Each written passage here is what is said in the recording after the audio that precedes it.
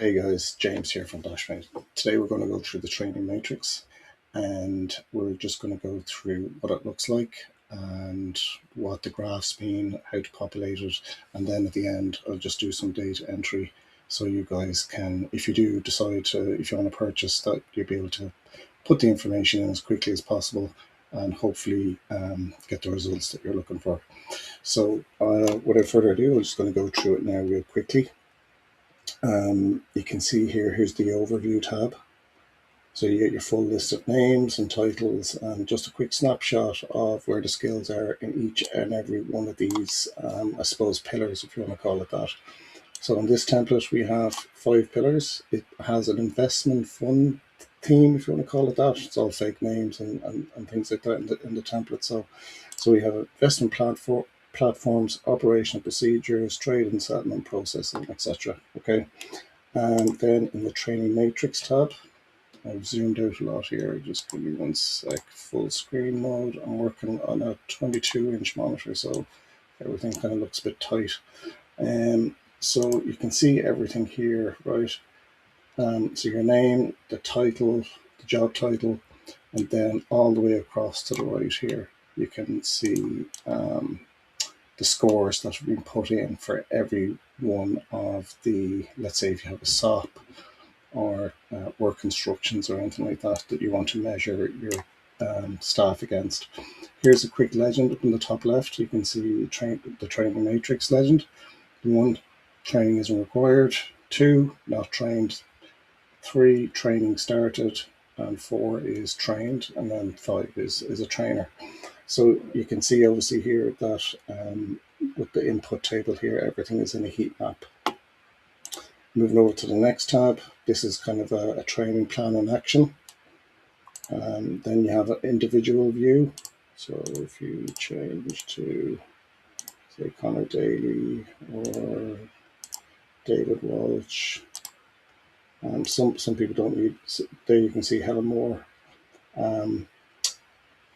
So you can measure people against each other, but not necessarily against each other. Let's say if you have somebody who is quite mature in the department, who is fairly well rounded and experienced in certain pillars of the department. So you can pick, say, Jennifer Scott.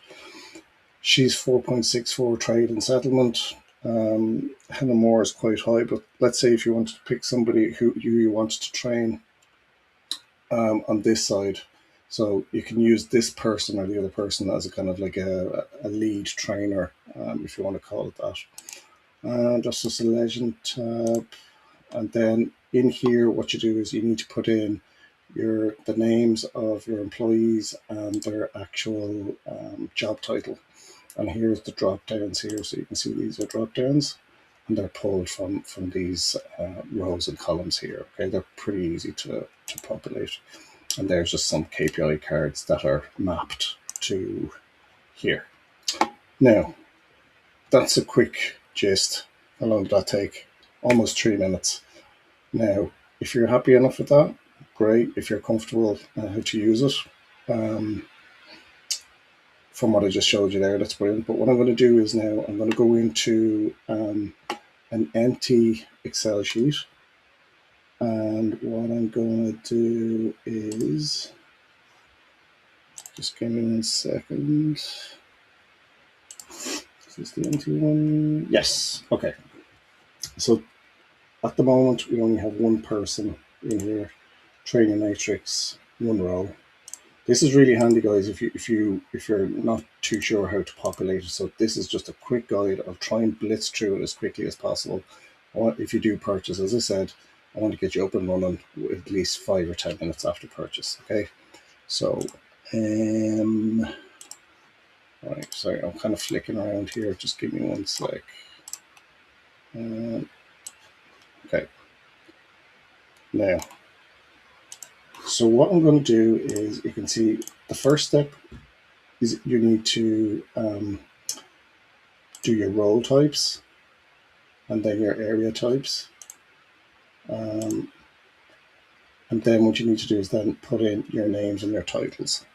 Okay, so I am going to do a little bit of cheating here. And what I'm going to do is I'm going to copy those. Right? Okay, so I'm done, right? So I've listed everybody in there. And then what I'm going to do is I'll just go to the overview tab. You can still see there's only one person there. That's fine. Then into the training matrix. This is when you want to start adding people in. Okay. So I'll do a little bit of cheating. So we have Adam Burr in there. Copy that down. Okay. So what I've done is I've copied and pretty much pasted what's in the name list, and I've pasted it back into the training matrix. Now, what you guys will need to do is you'll have to go through these individually with every person, or whichever way you want to do it, to check and see where the gaps are within your department. So you do not want to copy and paste information in here, because these are formulas pulled from all across here. So what I'll do is I'm going to take, this is one that I made earlier kind of thing. And so I'm going to paste that. Right, so that's everything. So let's say I have spoken to all these people here, and this is what I feel is that who's training not required, who's trained, who's a trainer, and so forth. So what you need to do then is take this and drag that down. And there you go. Okay, so that's populated now. Then go into your overview tab. Take that, drag it down.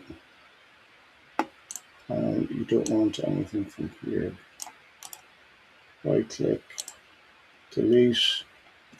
You're done. That's it. It's as simple as that. It's funny actually, I had to I built this template, I think I'd say about 6 or 7 months ago, probably even longer.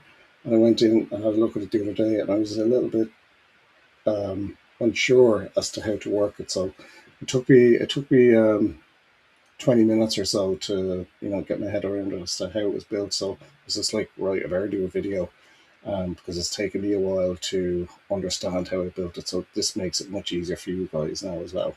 So I hope it helps. Have a look on my YouTube channel and see if there's anything else that you'd like to look of. If you have any questions, there is after sales support. If you have any tweaks or anything like that that you need, just give me a shout. It's no problem. Okay, well, thanks very much for watching. Bye-bye.